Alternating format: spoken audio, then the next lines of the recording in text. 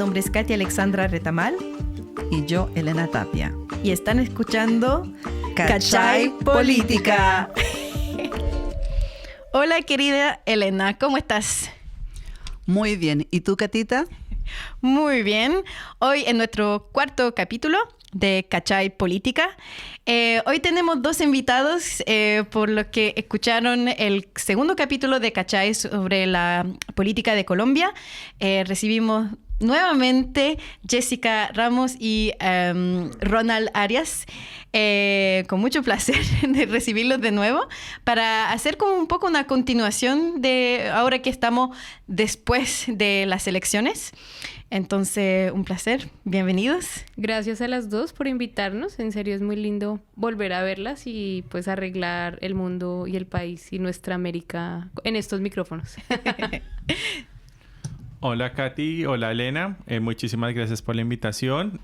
Pues nada, gracias por abrirnos los micrófonos nuevamente y vamos a hablar un rato, ¿no? Sí, encontraba interesante justamente, escucho varios podcasts y encuentro que siempre se recibe como solo una vez los invitados. Y dije, bueno, no sé si es una regla no escrita, pero dije, oye, sería interesante porque a veces hay cosas como que es interesante de volver a tenerlo y justamente encontrar interesante de hacer un podcast antes y después de las elecciones. Y bueno, como si es que no lo sabían, nuestro candidato no llegó a la presidencia. Entonces creo que es importante también de hablar de esa derrota electoral y cómo como activista guardar la esperanza, qué es lo que se hace y continuar esa discusión.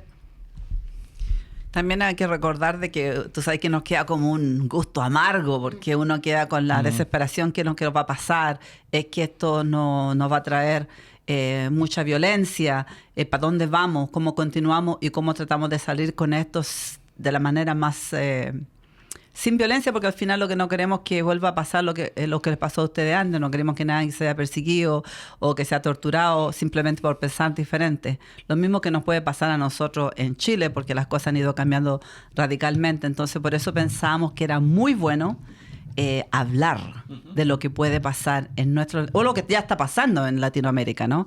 Entonces, hablemos pues de cómo se sienten ustedes hoy día acerca después de la elección y de lo que ustedes piensan que viene en el proceso de ustedes, ¿no? Sí, pero antes de pensar como en cada capítulo, vamos a empezar con la palabra de hoy y estoy muy contenta que usaste esa palabra y quiero tomar el momento para justamente elegí esa palabra muy conscientemente. Y voy a ser muy transparente.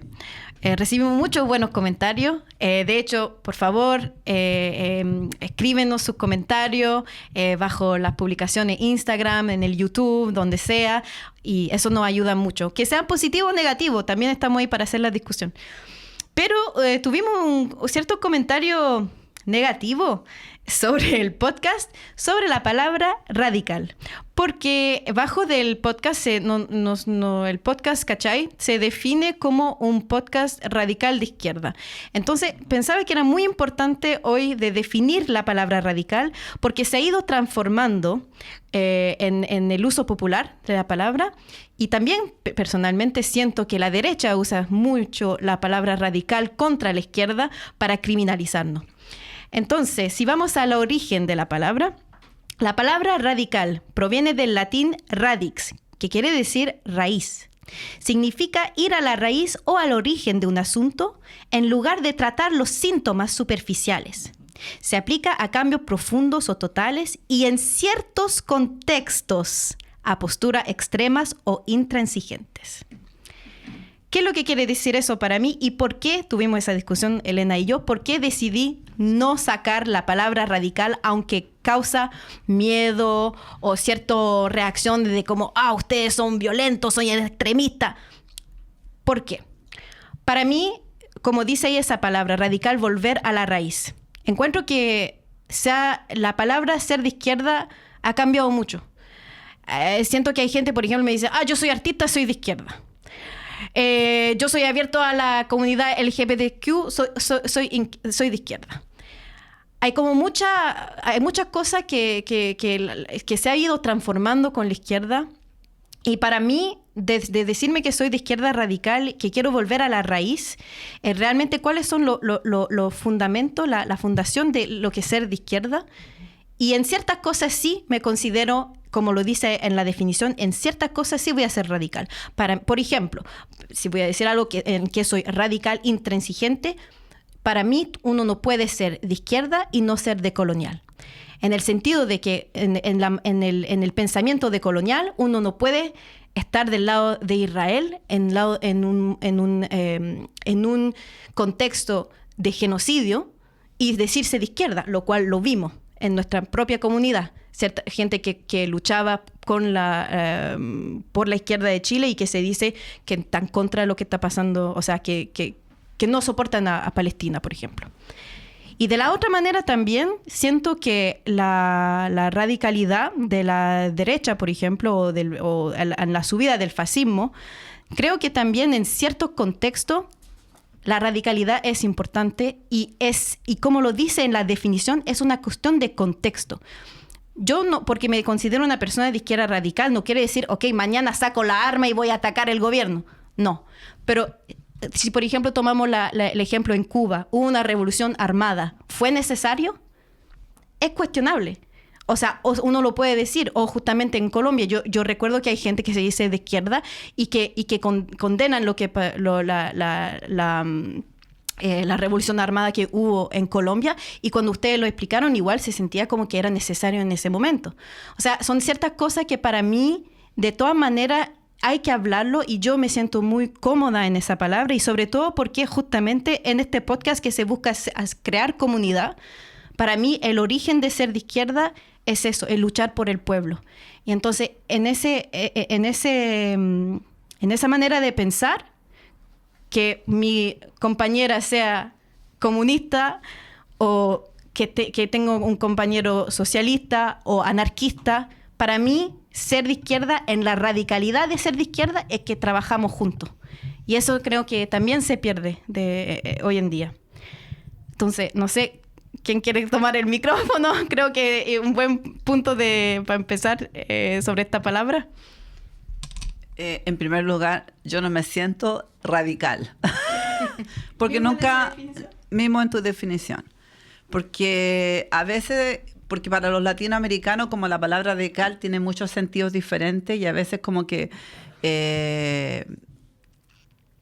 no lo van a entender, no lo van a comprender muchos de nuestra comunidad. Y yo de todas maneras siempre he sido una persona que no necesito usar una palabra tan complicada que es para nuestra sociedad, porque yo siempre he sido una persona que no defino la izquierda con una palabra, la defino con sentido del bien común de la sociedad. Para mí lo que me interesa cuando yo busco unir a la izquierda, para mí es entender a mi compañero del partido que venga, o no de ningún partido, entender mi comunidad, comprenderla, ayudarla, educarla y tratar de que nosotros podamos tener algo en común para seguir nuestra lucha. Eso para mí es lo más esencial, de si fuéramos radical o no fuéramos radical. Porque para hacer una revolución, si tú querías hacer una revolución de conciencia social, porque no hablamos de una revolución armada, sino que porque tú tienes que empezar con una revolución de conciencia social, porque eso es lo que se ha perdido en el camino de nuestra vida, es entender los problemas que nos han pasado a nosotros y por qué estamos aquí. ¿Por qué no hemos podido avanzar? ¿Por qué estamos tan lejos de nuestra realidad? Entonces para mí eso es más importante, es poder abrirme al espacio y escuchar a la gente y entender qué es lo que quiere mi pueblo, para dónde va, por qué está tan lejos de la realidad, por qué no entiende lo que le está pasando, por qué no es capaz de sentir por esos niños que están matando, por qué el chileno o el peruano o el guatemalteco no sienten el dolor de esos niños que están matando en Palestina, ¿entendí? Entonces, para mí eso, me gustaría más tocar eso y poder profundizar eso y luchar por eso, para tomar conciencia, crear conciencia, para que podamos llegar al menos a hacer algo. Porque si no, nunca vamos a lograr nada, porque vamos a estar siempre divididos. Y a veces las palabras te dividen porque la gente no las entiende, porque primero hay que educar. Sin educación es difícil que la gente entienda. Bueno, yo creo que el debate que tú abres un poco es importante y creo que las nuevas generaciones hablan mucho desde lo lingüístico, desde lo semántico, desde lo semiótico, desde lo que no se ve, desde el lenguaje no verbal y cosas de ellas. Yo creo que es importante tocarlo, pero creo que no es lo único, ¿no? Sino que es una parte de un gran todo, ¿no? De un gran todo de luchas. Y sí creo que, por ejemplo, lo de radical, esa categoría de radical, pues a lo largo de los años, de alguna manera creo que ha sido impuesta también por la derecha, cuando se refieren a alguien extremista, terrorista. Pienso que se refieren a ello, ¿no? En lo común, ¿no? En el lenguaje común. Pero sí, dentro de lo ideológico, vamos a esa raíz de las estructuras, pues, de dominación que vivimos actualmente y que hemos vivido a lo largo de la historia humana. Nos damos cuenta que es que hay toda una construcción de dominación que sí toca lo lingüístico, lo semántico, pero toca lo material, lo económico, lo histórico, lo sociológico, y que vea, es que uno no quiere siempre ir a Marx, pero es que la historia y la raíz la tiene uno que tocar con Marx. Si uno no habla del problema de la dominación de clase que vivimos desde hace más de 200 años, que hoy se está reorganizando con el fascismo, desconoce la historia, ¿verdad? Entonces, hablar de la raíz del problema actual es obligatoriamente hablar del materialismo histórico de Marx. Y hablar de ese materialismo histórico parte de que analizamos la realidad, o sea, vemos la realidad de un modo. ¿Y cuál es nuestro modo de ver la realidad? Pues de que hay unas estructuras, de que hay una gran estructura que se llama economía, en palabras muy simples, y que hay otras superestructuras que subyacen a esa estructura y que sin la estructura que es la economía no podría sobrevivir el resto de superestructuras que subyacen a la estructura. Entonces, a lo que quiero ir es que el lenguaje, hace muchos años, mi hermana que estudió lingüística, hablábamos de que el lenguaje oprime. Y el lenguaje oprime históricamente, pero el lenguaje también puede transformar, como en la cotidianidad de las palabras, de las acciones, ¿no? Yo no diría que hay que quedarse solo en eso, ¿no? Pero hay que sobrepasarlo, ir más allá del lenguaje. Frente a lo que mencionas, bueno, para redondear la idea, no puede existir, o sea, es decir, cada sociedad se basa en un modo de producción que es económico. Y todo eso, lo que entendemos por lenguaje, por cultura, por lo jurídico, todo subyace a la economía. Entonces, todo depende de ese modo de producción. Entonces, esa es nuestra raíz de nosotros, como vemos. Nosotros somos materialistas, no porque no creamos en algunos elementos de la espiritualidad, ¿no? Que también valdría la pena en algún momento hablar de eso. Sino que somos materialistas es porque sabemos y contemplamos que primero existe la materia, el cuerpo que ha sido explotado históricamente, pero que también existen unas ideas que van después. Entonces, pero no quiero entrar en ese en esa lógica, digamos, un poco más filosófica, ¿no? Y sobre lo que analizas de la cuestión de la decolonización. Yo siento que como marxista, y hablando más desde lo teórico, yo no encuentro que la palabra decolonización me represente, porque también considero que es una palabra que ha sido... Es decir, yo a quienes se las he escuchado, sí académicas, mujeres, incluso mujeres afroacadémicas aquí en el norte global, pero nunca les he escuchado hablar de la necesidad de un cambio de estructura económica. O sea, ellas pueden hablar de que, discúlpenlo, entre comillas, no sé que no me ven, pero lo estoy haciendo, entre comillas, la mujer negra, lesbiana, que está en una fábrica, que es oprimida, ellas van a hablar de la mujer negra, que es lesbiana. Cuando se tocan los intereses económicos, que es que hay una mujer que está siendo explotada económicamente, yo nunca lo he escuchado. O sea, al menos de muchas mujeres que conozco aquí, sobre todo en Quebec, no se habla de esa dominación económica, se habla sobre todo de las otras dominaciones y de género y de etnia. Y son válidas, evidentemente. Son válidas, pero creo que de pronto a lo que se le... o pienso yo, el nutriría el debate hablar de anticolonialismo.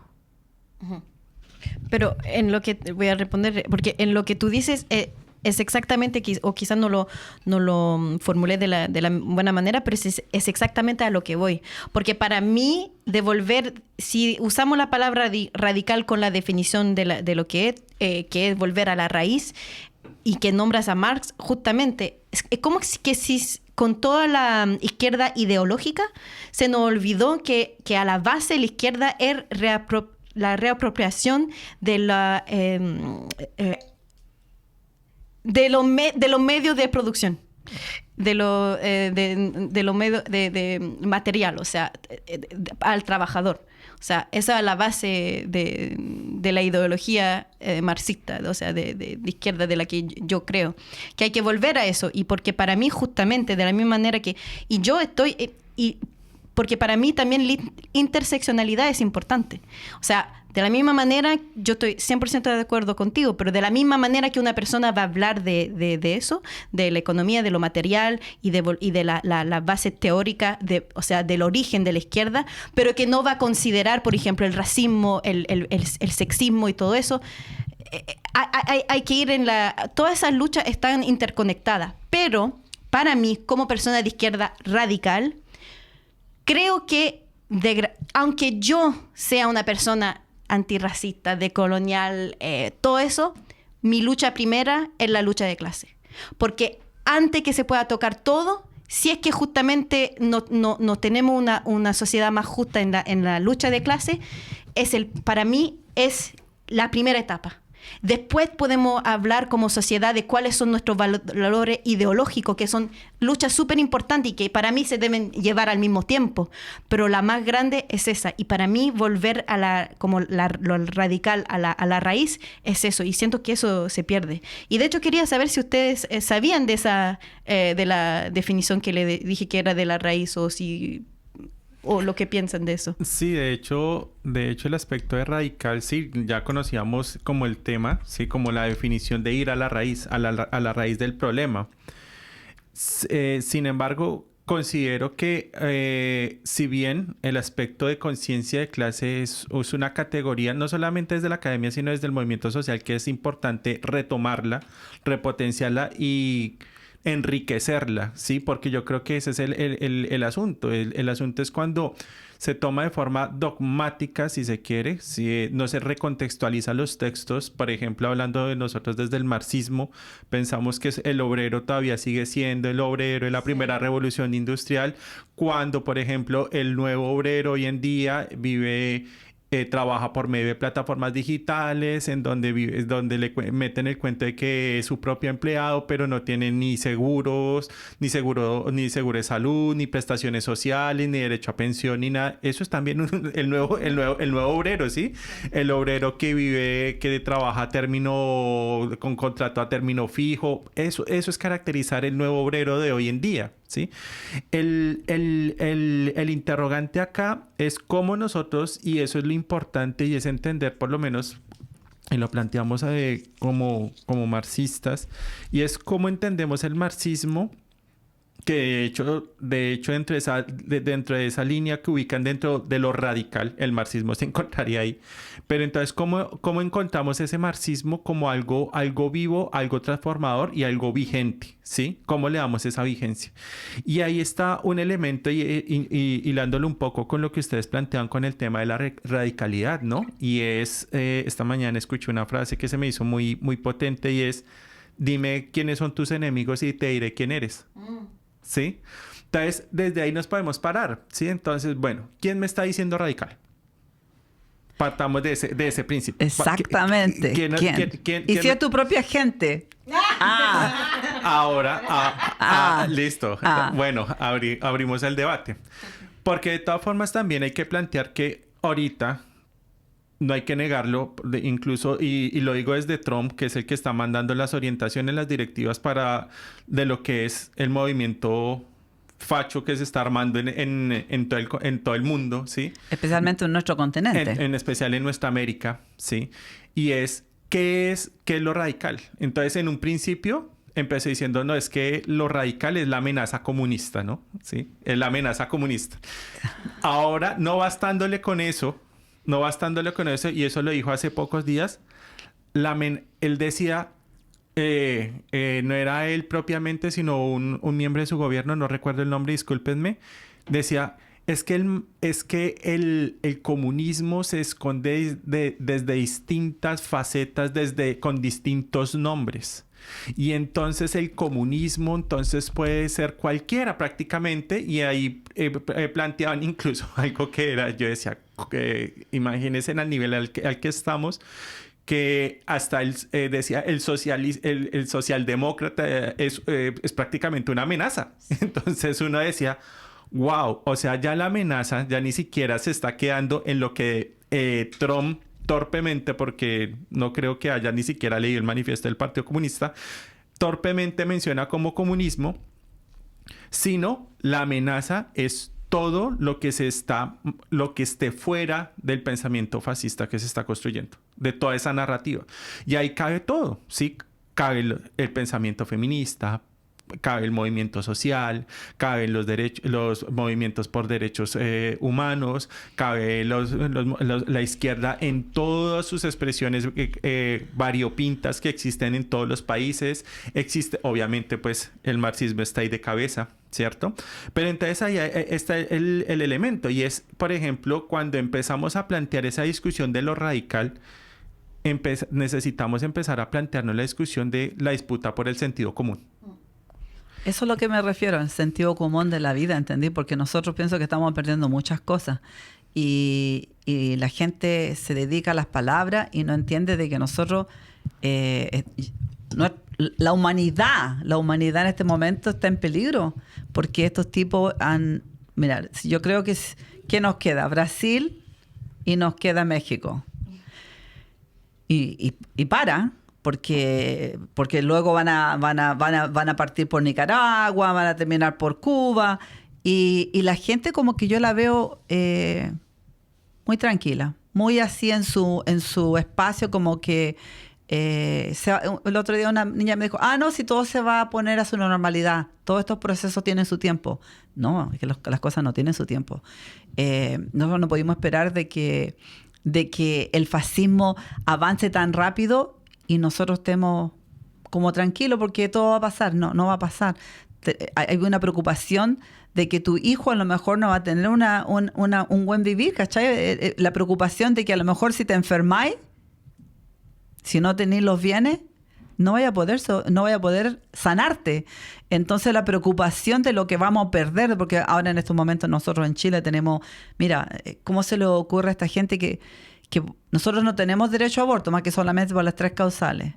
Entonces ahora estos desgraciados, por decir otra palabra, quieren que la mujer sienta el corazón del feto antes que tome la decisión que se haga ese aborto después que ha sido violada. Yo creo que la extrema derecha, o que este fascismo, que este extremo fascismo, ha llegado a un punto que ya no raciona, ya no raciona, es inhumano. Y es peligroso porque es como que ya no... Venden todo, no le interesa nada, el poder, pero en algún momento tu país se te va a caer. Porque pueden saquearlo, pero en un momento toda esa gente de tu tierra se va a morir de hambre. Y esa gente tiene que despertar en algún momento para poder decir, ok, ¿hasta cuándo aguantamos? Pero yo no sé, pero yo miro hacia a Argentina, por ser cuando escucho las noticias de Argentina, y gente dice, no le echo la culpa al gobierno que yo no tenga trabajo, no le echo la culpa al gobierno en que yo no tenga que comer, que yo no le echo la culpa que mis hermanos me tengan que alimentar. Y yo digo, pero es que esta gente, ¿en qué planeta viven? Entonces a veces como que pienso que nosotros como que en nuestros países hay una falta de educación política tremenda. Y todos estos diseños, porque tú sabes que la tecnología ha avanzado mucho, y el diseño de brainwashing, de lavarte el cerebro, como que ya avanza más rápido que nosotros seamos capaces de educar a nuestro pueblo. Y eso es peligroso. Pero tendría como 2 preguntitas para ustedes y después ahí podemos pasar, si quieren, al tema de hoy. Pero serían 2 preguntas. Primero porque, bueno, como lo mencionamos en el segundo capítulo, ustedes 3 son parte del Partido Comunista. Son comunistas. O sea,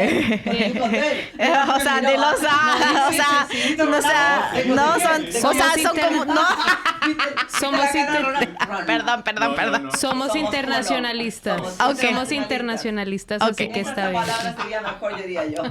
Pero, o sea, porque tengo 2 preguntas. La primera es que justamente en cómo se usa la palabra radical y de quién la usa, justamente la palabra comunismo también es una palabra que causa miedo, que mucha gente dice, los comunismos es utópico, es radical. Entonces, igual a mí me sorprende, compañera, que tenga ese miedo frente al radical siendo comunista.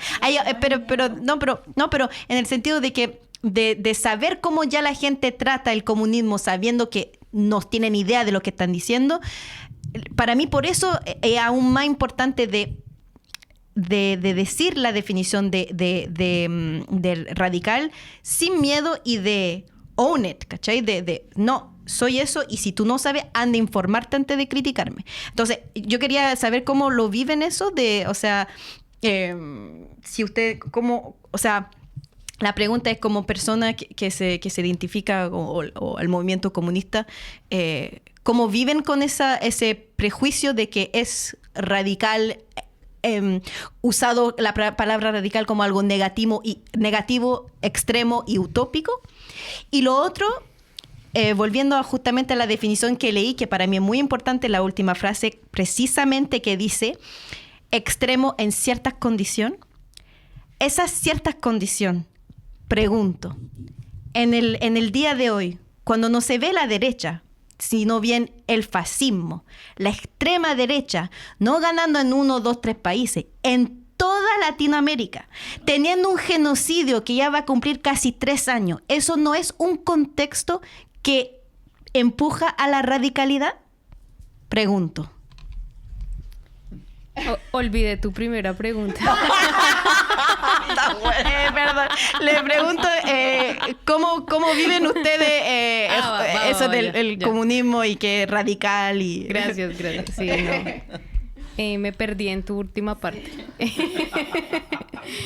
Bueno, yo diría que a modo muy subjetivo lo he vivido de 2 maneras. Una, como militante del Partido Comunista desde los 20 años. En Colombia, habiendo nacido en ese territorio, y otro desde acá, que soy migrante desde hace 9 años. Creo que lo he vivido de 2 maneras. En Colombia lo he vivido de una manera muy escondida. Toda mi familia siempre ha sabido que yo soy militante comunista. Nunca he ni escondido, ni tapado, ni dicho mentiras sobre el tema, y toda mi familia me apoya completamente. Tengo la fortuna de que gran parte o casi toda mi familia sea de izquierdas. Soy la única militante comunista, pero tengo esa fortuna de que sean de izquierdas. Pero en Colombia siempre lo viví de una manera muy escondida en el sentido del trabajo. Muy pocas personas tenían acceso a esa información personal, que es personal, es política. En mi grupo de amigos, digamos que sí, muy cercanos, los más cercanos, puedo decir que sí sabían también que soy militante desde los 20 años, pero en la cotidianidad, en el barrio, en el trabajo, en la calle, nunca ha sido algo, nunca fue algo que se pudiera manifestar de una manera tan abierta, ¿no?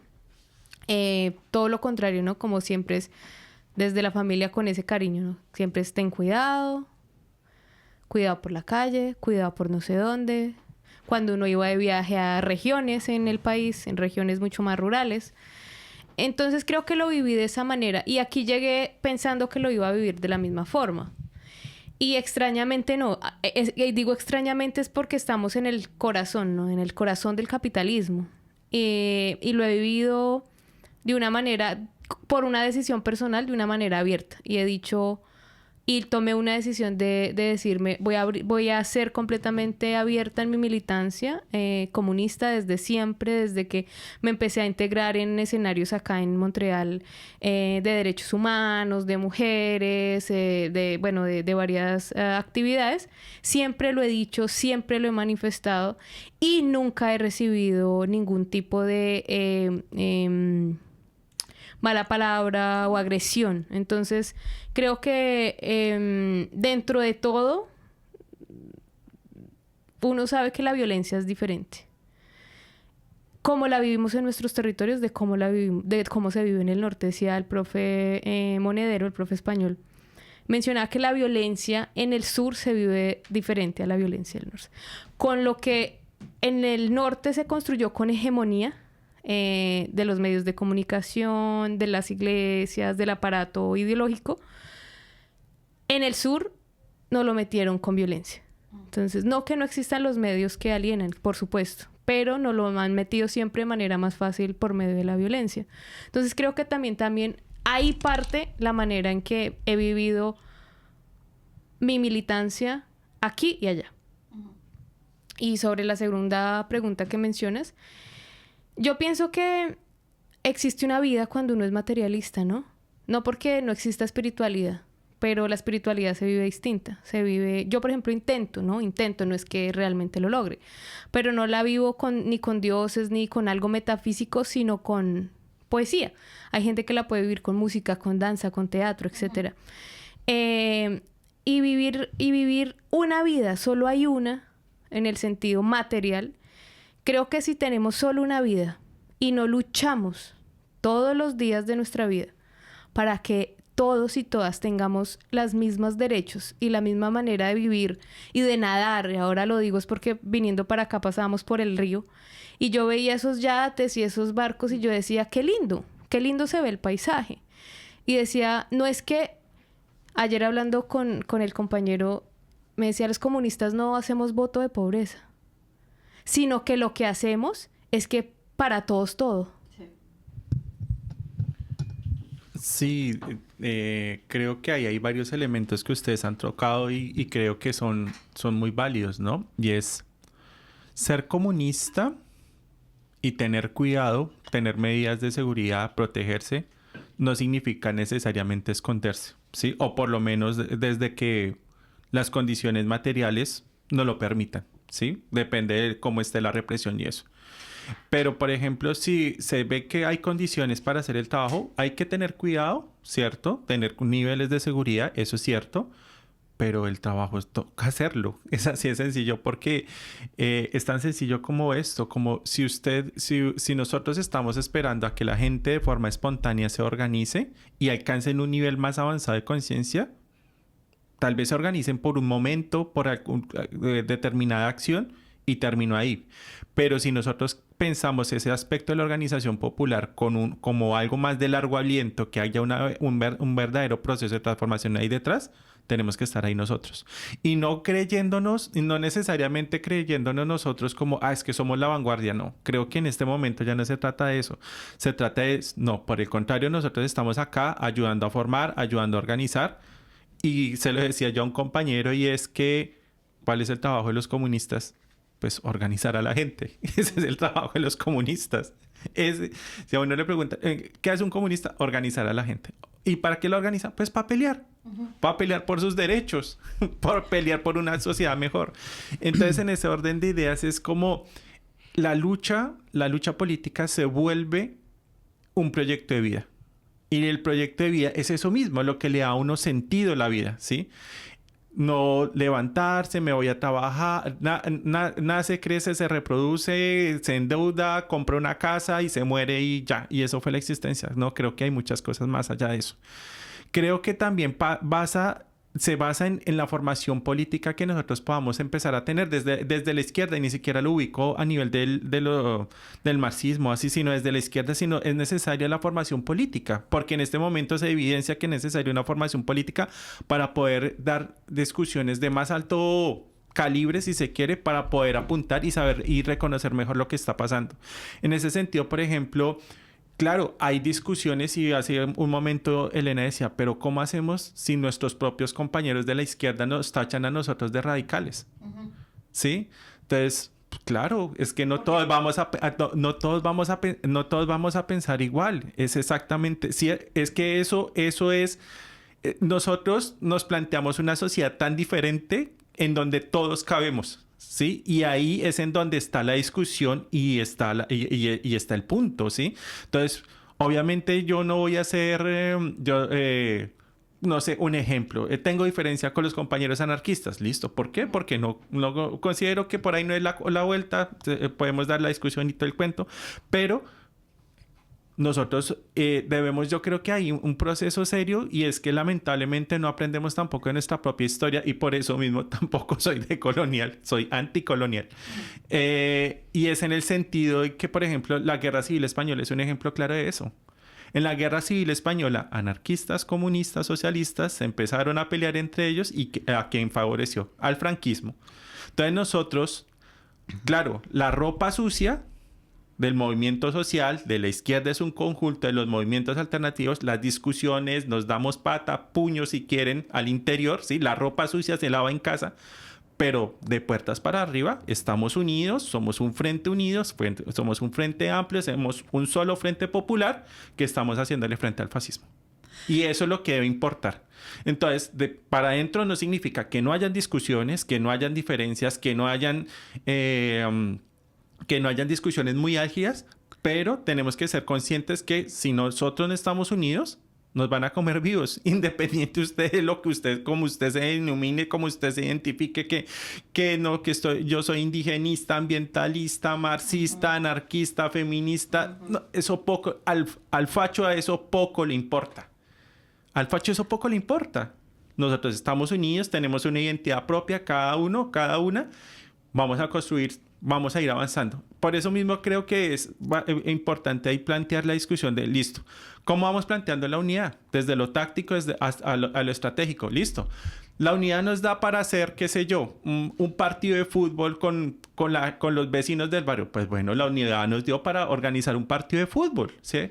La unidad nos dio para pensarse el tema electoral. Listo, la unidad nos dio para pensarnos el electoral. Sí, pero vamos mirando cómo vamos avanzando. El problema es quedarnos ahí peleando. Es que usted es tal por cual, y entonces usted también es tal por cual, y entonces yo no me hablo con usted, y entonces... Lo único que se beneficia ahí es el fascismo, es la extrema derecha, y lo estamos viendo. Pero tú sabes que uno de los grandes problemas es exactamente lo que tú estás diciendo. A lo que a nosotros nos ha pasado con la izquierda es de que la izquierda están por un lado, por otro, pero nunca están unidas. Y nos cuesta muchísimo. Entonces, y parece que no es que es una cosa que nos pase a nosotros los chilenos, sino que yo creo que le pasa a toda Latinoamérica. Estamos en guerra entre nosotros mismos, y lo peor de todo es que todos queremos lo mismo. Porque yo quiero que todo el mundo esté bien, que tengan, bueno, ir a atenderse a un hospital sin tener que preocuparse si tenéis plata o no tenéis plata. Darle una buena educación a los niños para que los niños sepan defenderse en la vida. Pero no una educación para que sepan leer y escribir, no, sino que para que sepan ser seres humanos productivos. Porque sí, para eso queremos. Entonces, y una de las cosas que me preocupa muchísimo es que nosotros en la comunidad, y yo lo he visto en todas las comunidades como la de ustedes, como la nuestra, es la división que tenemos entre nosotros mismos. Es como que nunca ramamos para el mismo lugar. Es como que, no, yo soy mejor que tú, no. Y no entienden de que la lucha de clase es la misma de todos nosotros. Y nosotros, si no queremos ser esclavos del fascismo, tenemos que entender que la única forma de salir de esta mierda es estar unidos. Porque las cosas que nos unen son más importantes que las otras. Entonces, entonces, lo que está pasando con nuestras elecciones, una de las razones que yo creo que nosotros perdimos nuestras elecciones tiene que ver con eso. Las elecciones que nosotros perdimos en nuestros países tienen que ver con esa división de la izquierda. Porque la izquierda no sabió unirse por las cosas que son más importantes. Y por eso la derecha avanza tanto. Y es una de las preocupaciones que a mí, en mi caso, dar un ejemplo, que tú pudiste ver a un miembro de un partido socialista en Chile, a una mujer, disminuir a otra socialista, porque ella está hablando correctamente, porque la mujer está diciendo la verdad, y la otra, como está haciendo un proyecto con la derecha, la descalifica. Entonces, esas son cosas que son preocupantes. Tú dices, ¿pero por qué nos pasa eso a nosotros? Nosotros, nuestros partidos políticos, tenemos que estar en una sola línea y ramar para el mismo lugar. Entonces, ¿por qué queríamos hablar con usted acerca de lo que pasa con sus elecciones? Porque ahora ustedes van a tener un presidente que va a hacer la misma mierda que Milei y que Kast. Y a lo mejor peor. Porque yo ya he visto muchas cosas que han estado pasando en Colombia. Entonces, ¿qué hacemos? ¿Cómo rimamos para el mismo lugar, unidos, para que podamos, no en esos 4 años, quedemos destruidos, sino que podamos avanzar? Entonces, yo les pregunto a ustedes, compañero, yo he vivido toda mi vida, yo siempre he sido del Partido Comunista de cara chica, pero yo siempre he vivido afuera de mi país. Pero las veces que yo he vivido en mi país, lo he sentido más lejano porque ser comunista en mi país es como un pecado. Y ser comunista aquí como que no es tanto, no es tan grave, ¿no? Entonces como que igual sigue siendo grave, porque tampoco no es que somos tan libres, porque eso no existe. Pero como que es menos, te sientes menos perseguida. Pero yo pienso de que tenemos que buscar cómo nosotros, cómo la izquierda, cómo los movimientos populares, la gente que se dice progresista, pueda entender de que tenemos que rimar para el mismo lugar. Porque si no, esta lucha ya la perdimos. Entonces, esa es la pregunta del día. Sí, bueno, porque exactamente como tú lo dices, para mí también es que los distintos movimientos, por ejemplo, anarquista, socialista, comunista, todo eso, también son tácticas diferentes para llegar a un bien común. Y al final, para mí, si es que no me considero anarquista, prefiero trabajar con un anarquista que con alguien que se dice de centro. ¿Cachai? Le tengo más confianza que vamos por el mismo lugar y que, ¿cachai? Entonces, hay eso también para mí. Pero, y justamente de pensar que la palabra radical se pone con mucha emoción y porque justamente si usted dicen ese miedo de hablar en su país, es que también la gente dice, te comunista es radical, es extremo. Entonces, por eso también es que encuentro que no, obviamente, pasar todo el tiempo hablando de las palabras, de las definiciones, no, pero creo que es también importante de no tener miedo de decir las palabras como son. Pero justamente ahora pasamos al tema. Nosotros nos invitaron a ir a una noche en el local de los griegos, aquí en Montreal, para ver los resultados de las elecciones, que fue muy difícil emocionalmente. Pero para mí, no sé si es por ser actriz más sensible o todo eso, para mí es importante también de ver el lado humano detrás del activista, porque me di cuenta de eso, que muchas veces el activismo nos hace hablar de las acciones, de lo que denunciamos, pero no hay que olvidar que hay un ser humano detrás de eso, y me gustaría empezar esta discusión en usted como ser humano, con su sensibilidad, cómo vivieron esa noche, a qué pensaron en ese momento y en el día siguiente, qué es lo que pasó en su corazón y en su mente. Qué linda pregunta, porque digamos que eso de lo humano es lo que me atrae inicialmente a ser militante comunista, ¿no? Es lo que encuentro humano dentro de la ideología. Es el hecho de pensar no solo por mí, sino en la construcción de un buen vivir, como dicen las comunidades autóctonas en nuestra América, ¿no? Un buen vivir, pero para todas y todos. Y eso, bueno, ese día sí fue muy difícil, fue difícil, porque pues había como unos análisis que ya se habían hecho, habían unas encuestas que ya habían salido, o sea, desde lo material la cosa estaba un poco más clara, sin mencionar pues la posible pues corrupción de votos que hubo, ¿no? Creo que sí hubo algo pues grave y fue eso. No es la primera vez que pasa, ¿no? De hecho, lo raro y lo sui generis de la historia ha sido Petro y el gobierno de Petro, ¿no? Que por primera vez en la historia republicana de nuestro país, pues ganó un gobierno alternativo.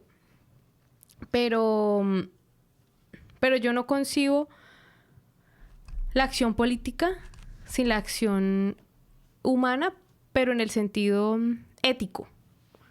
Personalmente me tomó al menos 3 días salir un poco como de ese dolor muy humano, ¿no? Muy emocional, muy adentro, porque le metimos el todo, ¿no? Como tú dices cuando ves a la gente de allá. Yo te vi muy cansada ese día, te vi agotadísima, corriendo los 2 días y realmente es un trabajo duro. Es duro porque tú tenías una esperanza. Estás ahí con esa esperanza de que sí está la posibilidad de ganar. Entonces, sí, pero a mi tercer día, al tercer día... Sí, porque ustedes estuvieron todos los días. Yo estuve solamente 2 días con ustedes, pero igual... Cuando perdimos la elección, al tercer día, digamos después de haber dejado pasar ese duelo, ¿no? Porque de todas maneras hay que verlo así, como un duelo y ¿a quién volví sino a Lenin? Porque si uno no analiza el rol del Estado burgués, al que tú haces referencia antes de que entráramos a la entrevista, es que el Estado burgués solo tiene un interés y es el de la dominación por muchos medios para que una clase oprima a las otras clases o a la otra clase. Entonces, cuando uno vuelve a eso y a la teoría, que también además para mí es cotidianidad y es práctica, pues uno ya entiende. O sea, uno ya racionalmente dice, bueno, es que el Estado obedece a los intereses de en este caso, no solo de alguien como Abelardo de las Priella, que es un aparecido, o sea, ese tipo no lo conocía sino la mamá, bueno, los paramilitares con los que hizo cosas hace ya más de 20 años, pero cuando uno va a la raíz del Estado burgués, sabe que por medio de esa lucha del Estado burgués no vamos a conseguir el bien para todas y todos. Porque, decía el profesor Renan Vega Cantor, el gobierno de Petro avanzó mucho. Sí, eso sí. Pero dentro de un Estado burgués que no cambió una pizca de la economía neoliberal. Y que durante el gobierno de Petro, y hay que decirlo abiertamente, los millonarios colombianos siguieron ganando doble o triple vez más de lo que ganaban. Y eso hay que decirlo. Sí hubo unos avances sociales y lo podemos contar. Pero en materia de los ricos no es que dieron más de sus impuestos. Los ricos no es que perdieron. Es que eso es lo grave dentro del aparataje estatal y de la política y de la gobernanza de la socialdemocracia. Eso es lo grave. Imagínense, Colombia, que es un país que ha estado desde finales de 1800, cuando nace como república, a los pies y a las orientaciones y el mandato de Estados Unidos en ese momento. ¿Cuánto más ahora con todo lo que significa no solo los Estados Unidos, sino el fascismo internacional y evidentemente el sionismo israelí? Entonces es grave lo que pasó y ya concluyo esta pregunta con esto, y es que la primera cosa que yo sentí cuando vimos que habíamos perdido fue pensar de nuevo en una violencia de más de 60 años que siempre se ha llevado la vida de las más y de los más empobrecidos, de las campesinas, de las comunidades afrodescendientes, de la trans que tiene que venderse en la esquina, de la mamá que tiene que trabajar 10, 12 horas al día y su niñito está solo todo el día en la casa. Así que creo que hoy más que nunca esa frase de lo político, de lo personal es político, se hace clave. Porque esa violencia a la que la gente no alcanza a dimensionar cuando vota con conciencia por este tipo como Abelardo, es muy grave, pero aún así creo que es volver a la teoría, haciendo la práctica, que uno vuelve a tener la esperanza, ¿no? Que la esperanza no se va. Ese día que estuve ahí en la elección había una señora ahí que estaba por la derecha. Y ella hacía en la votación, comía para vender y así se ganaba la vida. Parece que eran salchichas, no sé qué, lo que era, algo así. Y yo la escuchaba a la mujer porque ellos se ganan la vida haciendo eso, ¿no? Y yo escuchaba. Pero ella tiene que, ya le duele la espalda, las manos, los brazos, ¿cachai? Se mata trabajando, pero pensaba de que este era el mejor candidato. Uh-huh. Y yo en mi cabeza, porque tú te ponías a pensar, no era una mujer mala, porque solamente su ignorancia tenía un hijo que se le había muerto, tenía otro que estaba, según ella, consumiendo. Entonces, yo la escuchaba, porque esos relatos de que tú escuchas a una persona que te está contando una tragedia familiar, porque es una tragedia, pero en su cabeza la tragedia podría parar si ella tuviera a este hombre como presidente. Y yo decía, pero ¿qué es lo que ella entiende que este hombre va a poder hacer para mejorarle su vida? Porque porque ella ya es una esclava, porque no puede, no es que va a tener que sacarse la mierda trabajando y juntando su platita para tomar sus vacaciones pero igual sus hijos ya perdió uno y tiene uno que no va por buen camino. ¿No te das cuenta que esta sociedad te destruyó lo bueno que tú tenías? Porque algo falló en esta sociedad para que esté en esa condición. Y yo decía, es que yo no entiendo cómo voy a votar por la derecha. Porque las condiciones, si yo estoy en esas condiciones, no podría en ningún momento votar por la derecha porque algo está fallando en esta sociedad para que me esté pasando esto. Y cuando tú estás hablando de que tuviste 3 días de duelo, lo mismo pasa con nosotros, con Boric, porque Boric tampoco, los ricos siguieron siendo ricos y haciendo plata, y la economía chilena sí mejoró, pero mejoró también para los ricos. No es que los ricos pagaron más impuestos, no es que los ricos nos ayudaron al pueblo, pero igual hizo, como Petro, transformaciones, cosas que ayudan al pueblo. Pucha, el sueldo mínimo que haya subido en Chile, pucha, ya se ayudaba a caleta a la gente, tener unas mejores pensiones para los viejos. Pero eso no paró de que la derecha siguiera gobernando detrás de las cortinas y saqueando al país igual, ¿entendí? Entonces, por eso cuando yo te digo que a veces yo pienso que estar afuera a lo mejor sería la solución. Porque a veces cuando yo veo a mi partido digo, bueno, mi partido está en el gobierno, pero ¿a qué precio? Porque igual que el Partido Comunista esté en el gobierno, que tengamos candidatos y todo, estás pagando un precio. Porque igual estás haciendo convenios con la izquierda y hay parte de la izquierda que no está pensando como tú. Igual está pensando como el capitalista. Uh-huh. Y tú dices, ¿en qué momento la mitad de nuestra izquierda cambió? Y que piensa que el capital también... Yo no digo que el capital es malo, depende de cómo tú lo usas. Depende de cómo tú lo usas, porque si tú lo usas para el pueblo, para educarlo... Pero en Chile no sucede eso, entonces eso igual... les debe pasar a ustedes, porque eso es difícil, porque no es que ustedes estuvieron 100% de acuerdo con todo lo que hizo Petro, ni nosotros estábamos 100% de acuerdo con lo que hizo Boric. Uh-huh. Pero uno siempre está pensando que si hay mejoría, si se está mejorando, vale la pena. Pero después, ¿a qué costo? Esa es la pregunta del día. Ahí en ese aspecto creo que hay varios elementos para tocar. Y es que, así como lo mencionó Jessica, y es el elemento...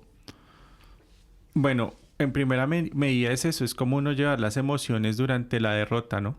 Sí, como uno las maneja y uno como después se recoge los pedacitos para volver a intentar armarse para continuar, ¿sí? Y ese es el reto, al final de cuentas. Creo que ahí hay un elemento clave y es que creo que uno si bien uno puede tener emociones y todo, uno tampoco puede pensar con la cabeza caliente, porque le puede dar lugar a hacer malos análisis y por ende malas proyecciones. Y en ese sentido, por ejemplo, un análisis. No, es que el votante de Abelardo es que es gente bruta, mala, que no entiende, pero como... No, creo que ahí es necesario caracterizar mejor el elemento. Y como tú misma lo planteabas, Elena, sí, es, bueno, la señora que vende su comida, que está enferma, todo el cuento, tan... ¿Por qué está pensando así? Nosotros nos dimos cuenta, por ejemplo, que por lo menos acá el aspecto de las iglesias cristianas tienen un rol determinante. El rol de las iglesias cristianas tienen un rol determinante, ¿sí? Y es, por ejemplo, usted, y les voy a poner el ejemplo acá de Montreal, pues cada quien hará su análisis dependiendo del contexto. Pues usted llega como migrante, ¿sí? Organizando sus papeles, ¿sí? Pues sin papeles tal vez, ¿sí? Organizando su situación migratoria, sin hablar el idioma, con un invierno frío, con condiciones materiales difíciles, ¿sí? En trabajos explotadores, una porquería. Y llega la comunidad religiosa, sean los evangélicos, protestantes, que sea cual sea, vienen y lo acogen. Venga, venga hermano, venga. Usted está en un estado de cierta forma de vulnerabilidad y es muy fácil para que usted lo cojan. Ahora el interrogante es nosotros qué estamos haciendo para llegarle a esa gente y para empezarle a... Creo que nosotros hay una de las cosas y ahí es cuando uno tiene que aprender de los errores y es nosotros qué es lo que vamos a hacer diferente para que esto pueda cambiar. Y uno de los elementos es que espacio que nosotros le dejamos abierto, que abandonamos, es espacio que entra a la derecha a cooptar. Y eso es uno de los espacios, por ejemplo, el aspecto religioso, ¿sí? Más allá de que se crea o no se crea, es que hay que ser consciente, ¿sí? De dónde, históricamente lo hizo. El Partido Republicano, cuando empezó a consolidar su proyecto neoliberal, ¿de dónde buscó las bases? Pues de las iglesias cristianas en Estados Unidos, las iglesias evangélicas. Entonces nosotros, bueno, ¿qué vamos a hacer ahí? ¿Qué propuestas tenemos ahí? ¿Y cómo vamos a empezar a acercar también a esa gente, sí? Que incluso ustedes mismos lo plantean, no necesariamente es gente mala, por decirlo así, que creo que el término ni siquiera es mala, sino es gente que está totalmente adoctrinada, ¿sí? Que no es gente que no son capaces, y veíamos cómo es posible que usted no sea capaz de hacer una relación entre la idea y la realidad, entre la materialidad. Les cuesta trabajo. Entonces, bueno, ¿cómo vamos a hacer para acercarnos a esa gente? ¿Cómo vamos a hacer para empezarle a llegar a esa gente? ¿Cómo vamos a empezar a plantear nosotros soluciones y alternativas a eso? Eso es un elemento. Ustedes mismos planteaban también el otro elemento a nivel de hacer el balance, y es el aspecto de la institucionalidad. Creo que el debate no es si institución sí e institución no, sino es saber para qué se quiere la institucionalidad y cuáles son los alcances de la institucionalidad. Y ahí está el problema. Porque es que lamentablemente se tendió a que los mejores cuadros políticos de los partidos, de los movimientos sociales, los mejores cuadros, al gobierno. Y bueno, y el trabajo de masas, el sindicato, la organización social, la organización barrial, ¿Quién orienta eso? ¿Quién ayuda a organizar? Por obra y gracia del Espíritu Santo. ¡Bravo! Y ahí está. Ahí está el punto, ¿sí? Entonces, claro, deben de haber unos compañeros, unos compas, ¿sí? Que estén asumiendo un rol más activo, si se quiere, desde la institucionalidad, pero no todos se pueden plegar para allá porque se necesita un movimiento popular que esté impulsando el proceso. Y es así de sencillo. Entonces, creo que es necesario superar esa dicotomía, es que institucionalidad sí, institucionalidad no, sino, bueno, ¿cómo vamos a mejorar eso ahí? ¿Sí? Eso es el otro elemento. Creo que hay otro aspecto, ¿sí? Es, por ejemplo, cómo nosotros nos empezamos a plantear nuevas formas organizativas, ¿sí? Cómo nosotros nos empezamos a disputar ese sentido común, ¿sí? Cómo le hacemos que a la persona que está conectada al teléfono, absorbiendo, consumiendo contenido basura, porque es puro contenido basura, todo el berriondo día, ¿cierto? ¿Cómo hacemos para sacarle ese teléfono y ponerla a construir comunidad, que entre en comunidad, que entre como a hablar con el vecino, la vecina, el compañero del trabajo, ¿sí? A hablar de otras cosas que le permitan como, oiga, esto tal vez como que todo lo que está botando este aparato como que no está tan cierto como lo están mostrando ahí, ¿sí? Petro hizo muy buenos avances a nivel económico, ¿sí? Por ejemplo, lo que mencionábamos, el tema de restablecer los recargos nocturnos, ¿sí? Todo ese aspecto económico ligado a los trabajadores es una victoria enorme. El tema de restitución de tierras también es enorme. Sin embargo, como lo planteaba Jessica, nosotros, ahí viene el elemento de conciencia de clase, ¿sí? Nosotros, ¿cómo nos vamos a alegrar de que pues el que tiene más plata siga ganando más plata? ¿Sí? Uh-huh. ¿Sí? Entonces, ¿dónde está ese aspecto redistributivo? Entonces, bueno, no, y es que un poco dentro de lo que planteaba Selena, y es, por ejemplo, listo, bueno, vamos a desarrollar una economía así, listo. ¿Quiénes van a ser los propietarios de esos medios de producción en un primer instante? ¿Sí? Entonces, listo. Acá nos encargan de meternos miedo, que es que Cuba, claro, obviamente desconocen que Cuba tiene un bloqueo asesino, que Venezuela tiene otro bloqueo asesino, ¿cierto? Pero nadie nos habla de China, nadie nos habla de Vietnam. Sí. ¿Sí? Y son modelos alternativos que se están planteando otra forma de desarrollo, ¿sí? Orientados por sus partidos comunistas y están ahorita disputándole la hegemonía de Estados Unidos. ¿Sí? Que hay críticas, claro, que hay críticas, que hay alcances, que hay cosas, que eso hasta qué punto. Claro, totalmente cierto, porque es que eso también es otro error que nosotros cometemos y es idealizar los procesos sociales. Sí. Los procesos sociales son hechos por seres humanos y los seres humanos tenemos muchas imperfecciones, ¿cierto? No significa que no podamos mejorar, que no podamos avanzar. Y ahí viene el aspecto importante de la autocrítica, volviendo a Lenin, ¿sí? Pero si nosotros, ahí sí a lo que planteabas cuando comenzamos el podcast, si nosotros no volvemos a la raíz, al origen, como que retomamos quiénes somos y para dónde vamos, cualquier cosa nos puede llevar a donde sea. Hay dos cositas que quiero mencionar. Ahora, no quiero lanzar el debate sobre eso porque podríamos pasar otro capítulo entero hablando de eso, pero cuando tú dijiste, yo no estoy contra el capitalismo, creo que pues para mí ser de izquierda no se puede soportar el capital. Tú no puedes, porque el capital te sirve, los chinos lo han usado, ¿cachai? Han usado el capital para poder sacar a su gente de la pobreza. Pero, bueno, hay una discusión en eso, pero para mí de pensar que, o sea, de hecho, el próximo capítulo vamos a definir qué es lo que es el capitalismo, pero igual es un sistema de explotación y para tener explotación hay gente que opresores y oprimidos y yo no creo en eso, entonces para mí no voy en eso, pero solo lo quería mencionar y podemos discutir, o sea, puede ser otro capítulo entero de hablar de eso porque hay mucha gente que piensa, no, hay que saber cómo usarlo y todo, pero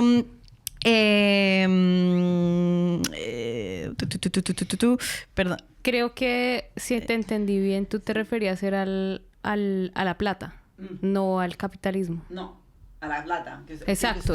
Porque no estaba hablando del capitalismo, estaba hablando del capital. Porque los chinos han sabido usar el capital, generar, para también sacar a su gente de la pobreza. Y nosotros tenemos que también usar, nosotros tenemos tanta cobre, tenemos oro, tenemos de todo.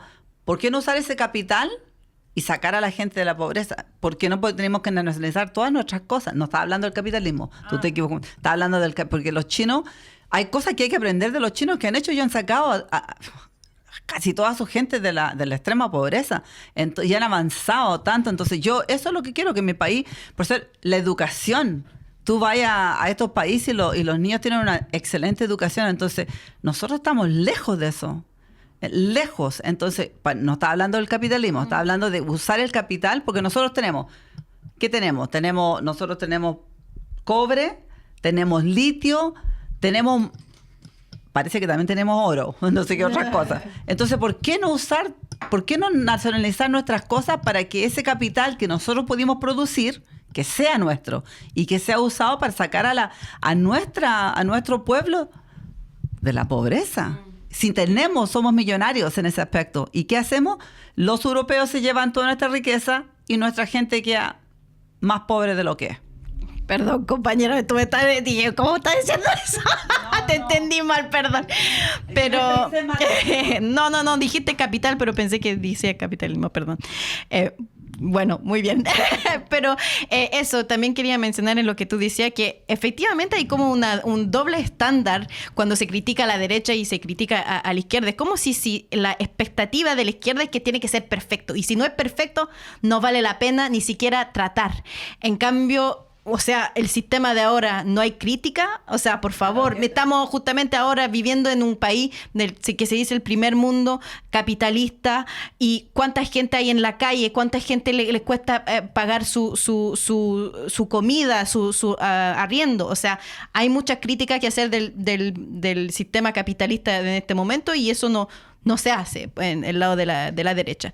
Pero ahora me gustaría ver justamente desde ese estado de duelo, de volver a la raíz, cómo bajo el gobierno, de un gobierno fascista, cómo la izquierda se organiza, cómo guarda la esperanza y qué es lo que podemos hacer.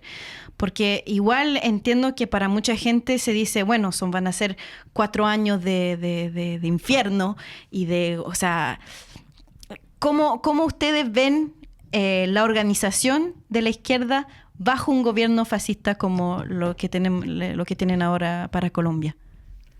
Bueno, como el tema es Lo que tenemos todo. Lo que tenemos todo, de hecho, sí, pero...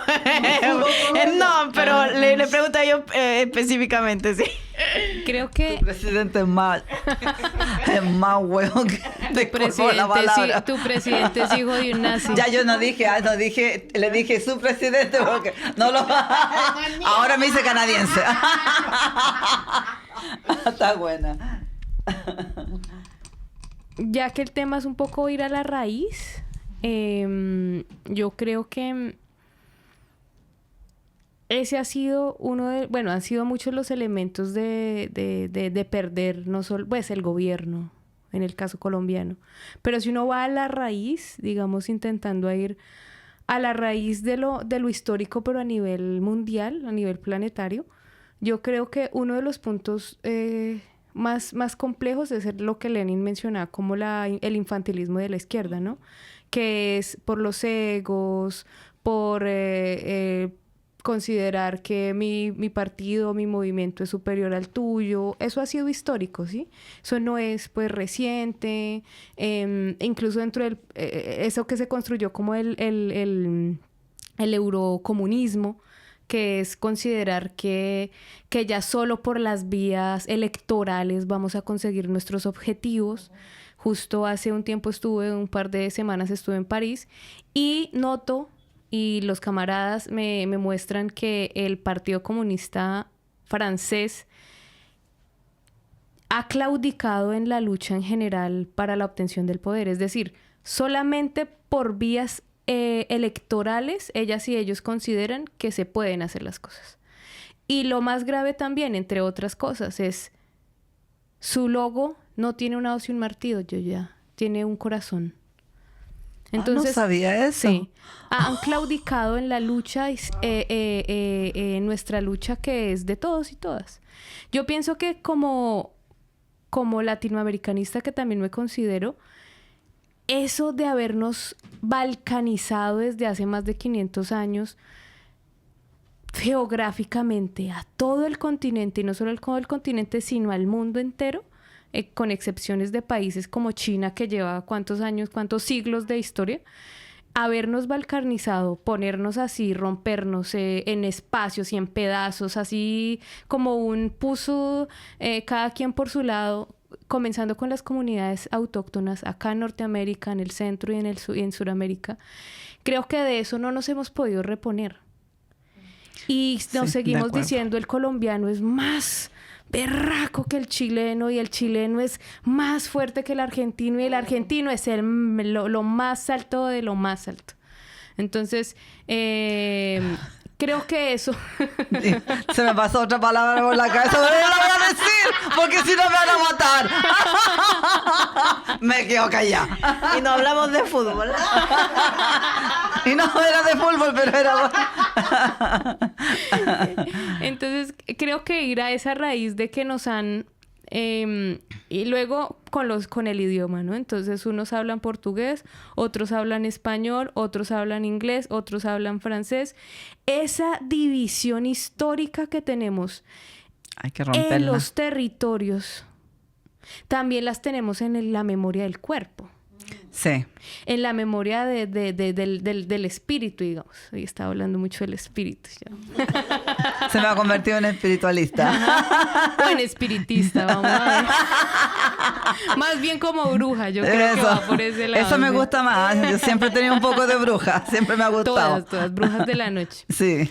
Y entonces yo creo que por ahí podríamos partir, pero luego ver que toda esa división, luego este fascismo que nos mete nosotros, digamos, en América Latina ya hemos vivido fascismos, o sea, que lo diga Chile, que lo diga Argentina, incluso que lo diga Colombia, que lo digan todos los países, que lo diga Brasil. Nosotros hemos vivido fascismos criollos, digamos, llamémosle así, muy nuestros, muy rústicos, muy rudimentarios, que han utilizado la violencia más allá de los nazis, más allá de Franco, más allá.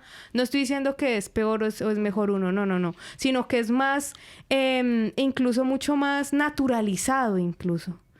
Porque nosotros en América Latina no conocemos que la esvástica de Videla o de Pinochet, no, es que no se necesitaba de ello. Entonces, ese fascismo, que es el fascismo en sí, es definido también, entre otras cosas, excelente palabra para analizar en otro momento, es definido sobre todo por la violencia, ultraviolencia de sus miembros. Los fascistas se caracterizan sobre todo por esa violencia así quemante en el estómago, visceral, que te quema y que tú los ves al hablar y hablan con tanto odio que te quieren, si pudieran matarte con los ojos lo harían. Entonces creo que... Y quieren matarte. Pero está normalizado. Y quieren. Eso que... Sí, pero sí. exacto, exactamente. Entonces creo que ¿cómo hoy, en el pleno 2026... ¿cómo organizarnos? Pues como esto no es nuevo, como la dominación de clase no es nueva, como el colonialismo no es nuevo, las luchas no son nuevas tampoco, ni la resistencia es nueva, pero sí algunos elementos. Y es que yo sí creo que como internacionalistas, nuestros problemas, y como latinoamericanistas, nuestros problemas han sido los mismos hace más de 500 años. La colonización, el racismo. El resultado en nuestros cuerpos, nosotras y nosotros somos el resultado de violencias sexuales, físicas, de torturas. Y somos el resultado de violencia sexual histórica. Sí. Y eso el cuerpo lo tiene guardado también. Entonces, primero salirnos de lo de la nación. Eso que nos metieron en la cabeza, claro, con el Estado, cuando vienen los españoles, bueno, supuestamente avanzamos, y la nación X o la nación nos trajeron vida según ellos, como dijo el cantante ese. Les dimos educación, hijo de la... Sí. Les dimos una lengua. Exacto. Ajá. Entonces, ya para concluir un poco la pregunta es saber que existe una raza y es la raza humana.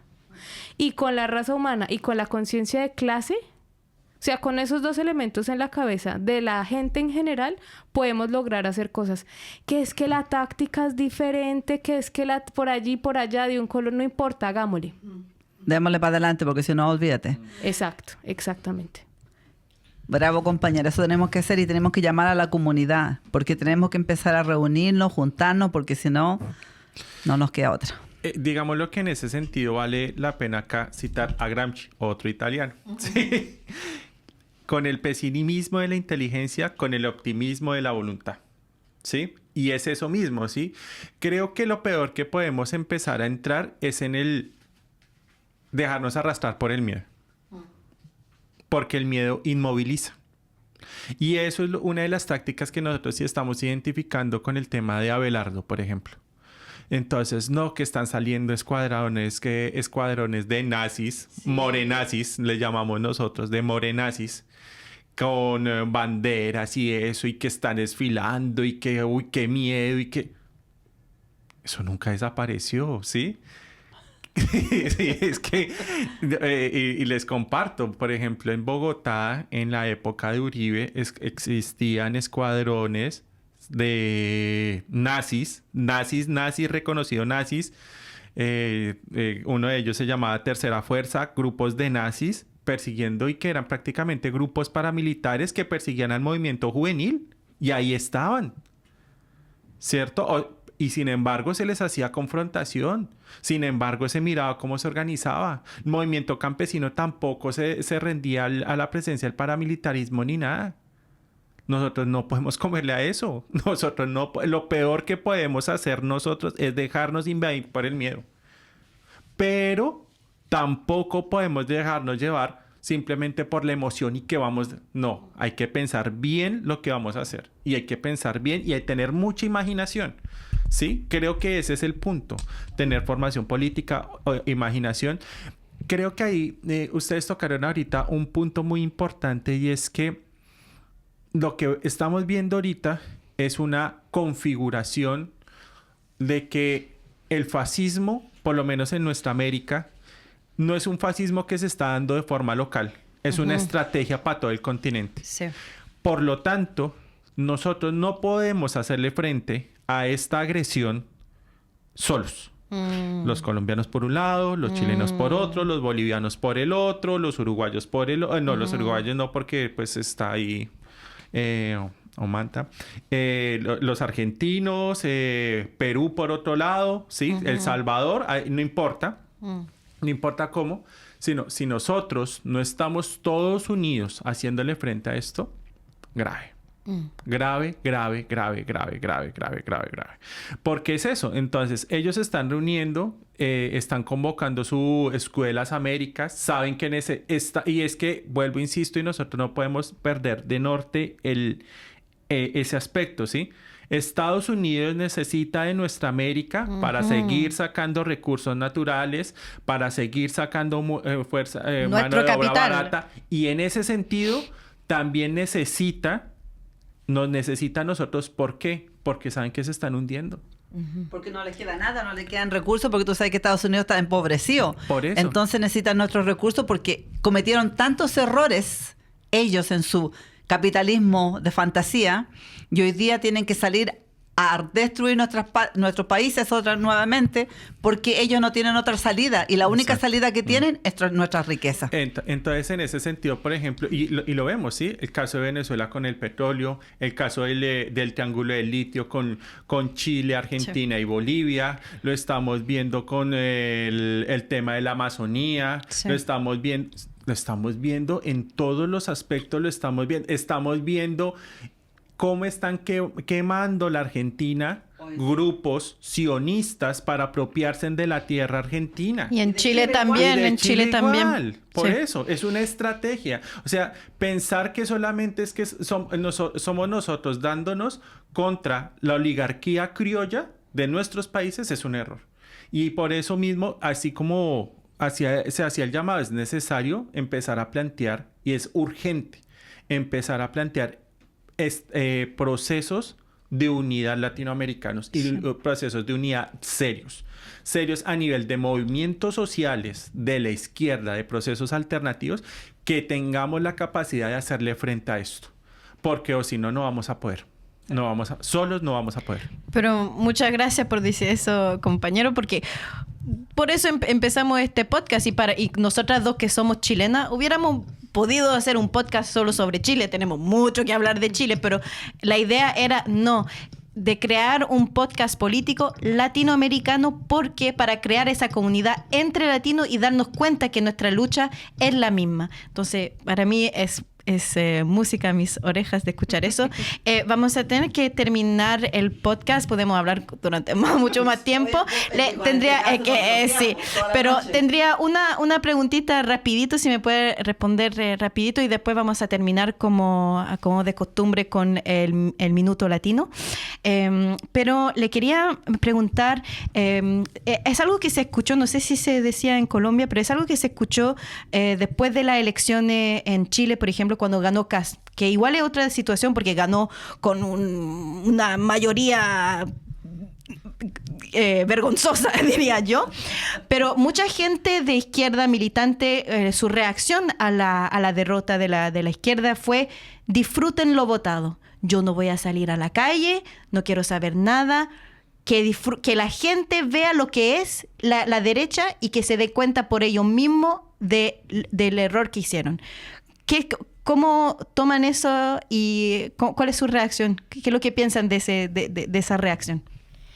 Bueno, digamos que yo diría que cada contexto es particular, ¿no? Generalizar a veces no, en estos casos como que no es tan óptimo, digamos, para hacer el diagnóstico y el análisis. Creo que si me dijeras eso de Colombia, porque pues sí conozco un poco el caso chileno, pero no completamente, así que no me siento legítima de hablar tan abiertamente.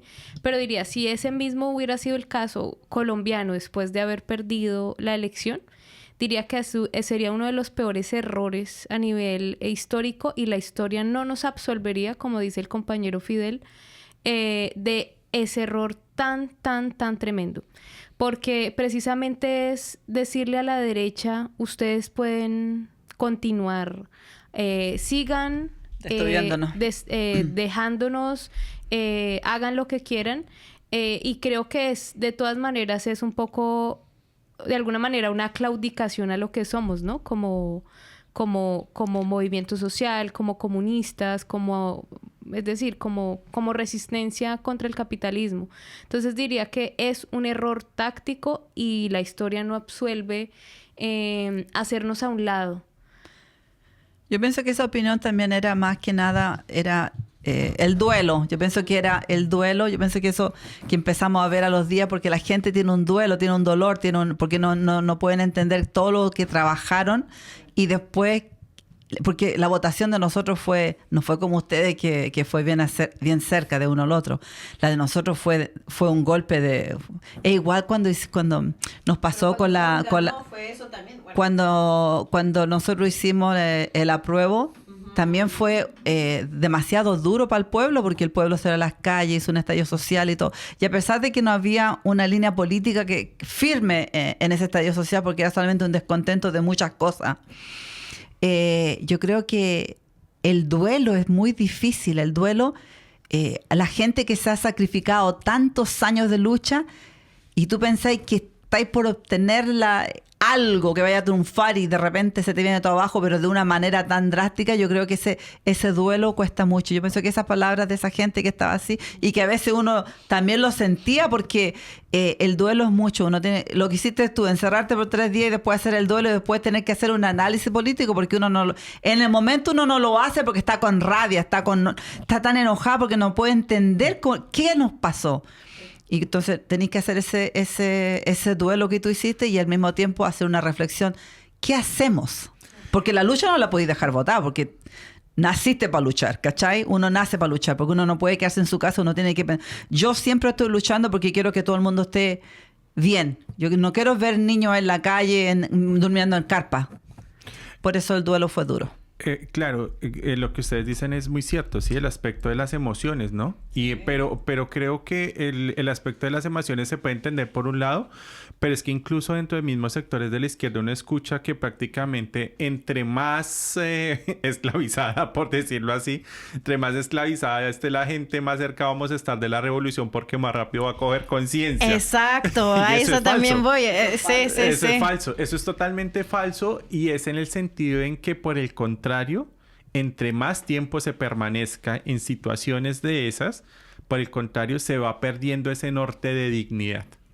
¿Sí? Y eso es muy problemático, ¿sí? Porque entonces, por el contrario, empiezas a cambiarse la mentalidad de la gente, como lo hablábamos hace un momento, se empieza a normalizar esas prácticas, se empieza a normalizar la explotación, se empieza a normalizar la corrupción, se empieza a normalizar... Y ya llega hasta un punto donde todo eso es normal, ya no nos sorprende nada. Entonces, eso es preocupante y creo que en ese sentido eso es un elemento. 2, ustedes mismos lo plantearon y es, nosotros no podemos dejar espacios libres porque esos espacios libres los va a coger la derecha. Si usted deja de pelear... Sí, si usted deja de asistir a la organización, si usted deja de mirar cómo le hablan los vecinos, si usted deja de mirar, de organizar a los estudiantes de la facultad, de organizar el sindicato, ese espacio lo va a venir a cooptar la derecha. Sí.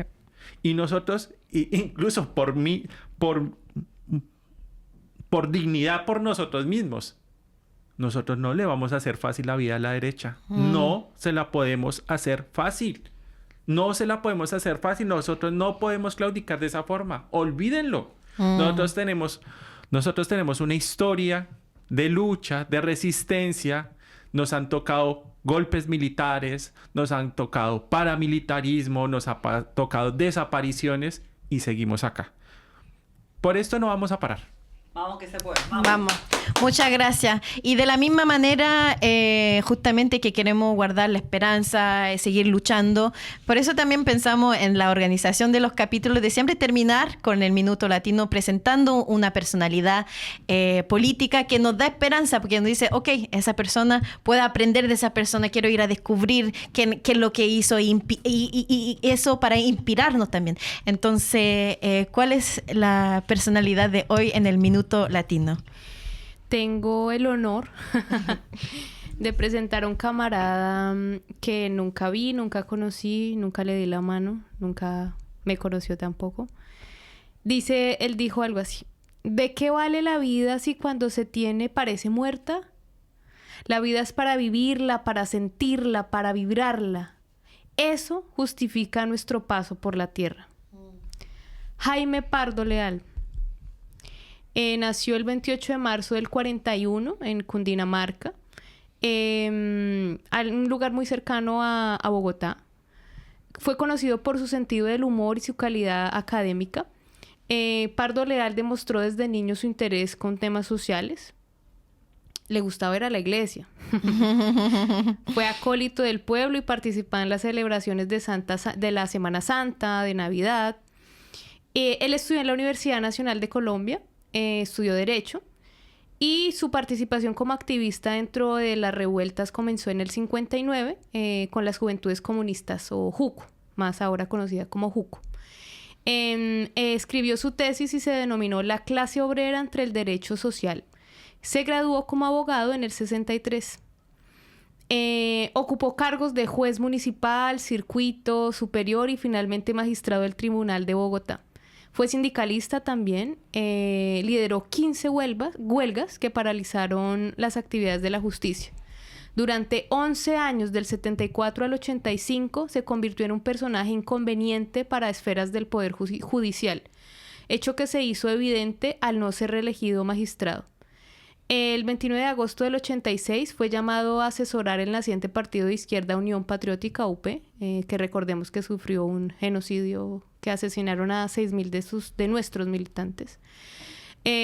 Colaboró en la Organización Constitucional Central de la CUT de Colombia y empezó a perfilarse como candidato de la Unión Patriótica, como presidente.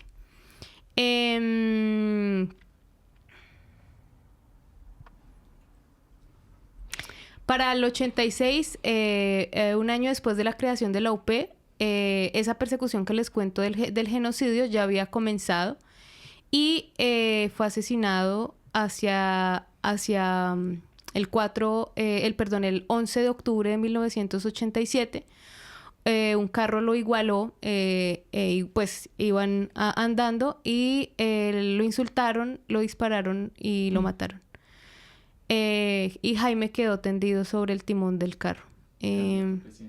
fue nuestro candidato presidencial por la Unión Patriótica y siempre su voz retumba en nuestras cabezas, porque es un camarada que sí muere, que su cuerpo se muere, pero cuando lo recordamos sabemos que no está muerto. Es igual que todos los comunistas y revolucionarias y revolucionarios del mundo podrán matar una flor, pero no la primavera. Wow. Bueno, muchísimas gracias, compañero. Como siempre, un placer tenerlo aquí a Cachai Política. Y bueno, espero que le hayan gustado, que aprendieron, que quieren seguir informándose con nosotros, crear comunidad con nosotros. Y eso, les decimos a la próxima. A la próxima, muchas gracias, porque con ustedes yo aprendo caleta. Son como un libro. Gracias porque también ayudan a educar a toda esta comunidad que nos escucha. Y eso es importante porque así crecimos y así unidos venceremos. Eso. Venceremos, camarada. Hasta la victoria siempre. Muchas gracias. Gracias a ti. Gracias, Gracias. abrazos. Chao, chao.